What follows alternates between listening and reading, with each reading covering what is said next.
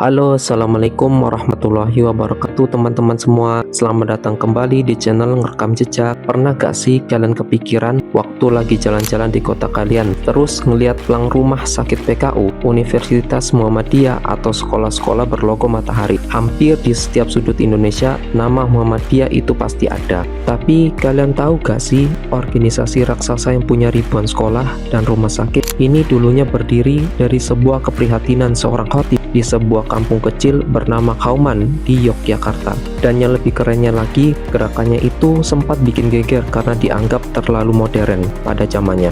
Nah, di video kali ini kita bakal kupas tuntas sejarah berdirinya Muhammadiyah, tokoh-tokoh hebat di belakangnya, dan gimana mereka mengubah wajah Indonesia. Tonton sampai habis ya. Kita mundur dulu ke tahun 1912.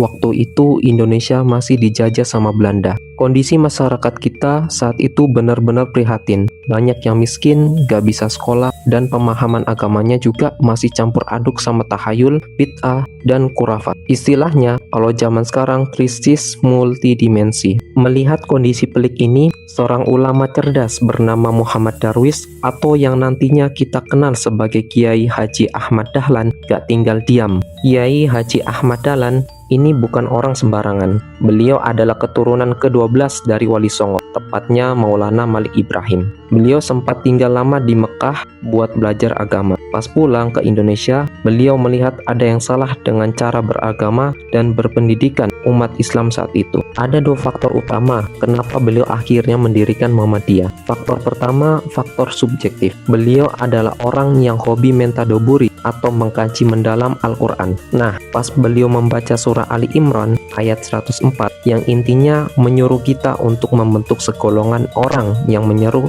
pada bajikan dan mencegah kemungkaran, hati beliau langsung bergerak. Beliau mikir, oh dakwah ini gak bisa sendirian, harus diorganisir dengan rapi. Faktor kedua yaitu faktor objektif. Ini dari kondisi eksternal. Umat Islam saat itu bodoh karena gak dikasih akses sekolah sama Belanda. Ditambah lagi ada misi kristianisasi dari penjajah. Lembaga pendidikan yang ada cuma pesantren tradisional yang saat itu belum mengajarkan ilmu umum. Maka tepatnya pada tanggal 18 November 1912 atau 8 Zulhijjah 1330 Hijriah, Kiai Haji Ahmad Dahlan resmi mendirikan sebuah organisasi yang diberi nama Muhammadiyah, yang artinya pengikut Nabi Muhammad SAW.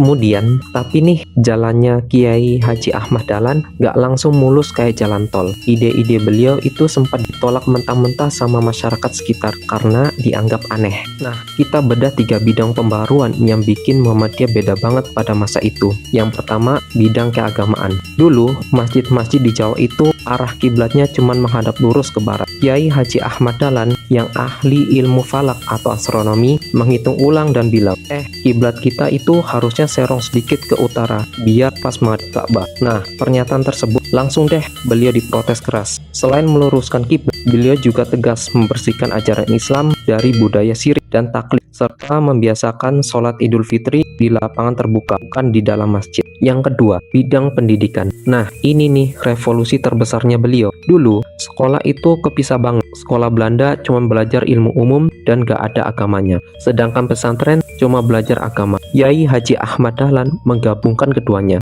Beliau bikin madrasah modern yang mengajarkan agama sekaligus matematika, ilmu bumi, bahkan bahasa Belanda. Cara belajarnya juga modern, pakai meja, kursi, dan papan tulis, gak duduk lesehan di lantai lagi. Yang ketiga, bidang sosial kemasyarakatan. Nah, bidang yang satu ini terinspirasi dari surah Al-Maun. Muhammadiyah mendirikan PKO atau Pertolongan Kesengsaraan Oimoim pada tahun 1923. Konsepnya keren banget. Mereka bikin rumah sakit dan juga membuatkan rumah untuk orang miskin dan panti asuhan untuk membantu masyarakat tanpa mandang kasta. Malah dokter-dokter Belanda dan tokoh priai kayak Dr. Sutomo ikut bantu merawat pasien di sana tanpa dibayar gaji demi kemanusiaan. Kemudian setelah itu Kiai Haji Ahmad Dahlan setelah wafat Pada tahun 1923, organisasi ini gak redup. Justru estafet kepemimpinannya dilanjutkan oleh tokoh-tokoh hebat yang punya andil besar buat kemerdekaan Indonesia. Siapa aja mereka? Yuk kenalan singkat. Yang pertama ada Kiai Haji Ibrahim. Beliau adalah adik ipar Kiai Haji Ahmad Dahlan yang memimpin setelahnya. Di era beliaulah lahir yang namanya Majelis Tarji, tempat berkumpulnya para ulama untuk membahas hukum-hukum agama. Terus yang kedua ada Ki Bagus Hadikusumo. Beliau ini adalah tokoh pemberani yang ikut merumuskan Mukadimah Undang-Undang Dasar 1945.